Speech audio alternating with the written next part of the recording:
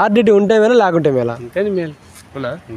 నేను 20 ఏళ్ళ నుంచి చెప్తాను 7,500 శాలరీ 7,500 శాలరీ.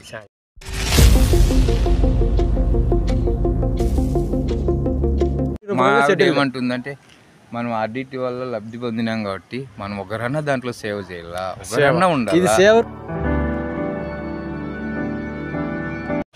మరి నమ్ముకొని 25 సంవత్సరాలు అయింది నేను ఆడిట్లో జాబ్ చేయబట్టి.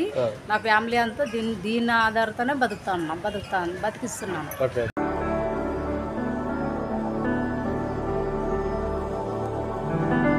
ఆడిట్ ఉంటేనే మంచిదంట. మంచిదా? మేము ఆడిట్ వచ్చినాక మా ఇంట్లో అభివృద్ధి అయింది.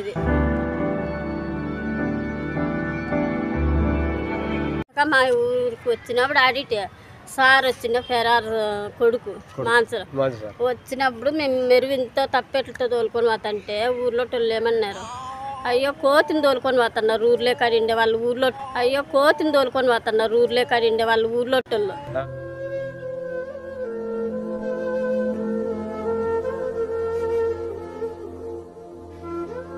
ఫాదర్ మీ దృష్టిలో ఎలాంటి వాడు అంటారు? మంచోడే, దేవుడు అంటారా? అంతే. మేము దేవునితో మద్దతు తెలుసుకొని ఫోటో మేము ఇంట్లో పెట్టుకోండి.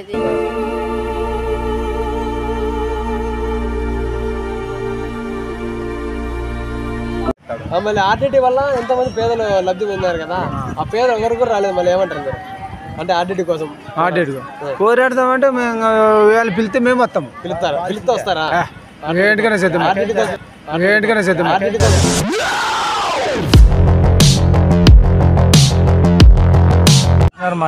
అదే ఆర్డిటి వాళ్ళు మత మార్పిడులు చేస్తున్నారు, అందుకని ఆర్డిటి తీసేస్తాము అంటున్నారు. అది కరెక్ట్ అంటారా? అది తప్పు చాలా.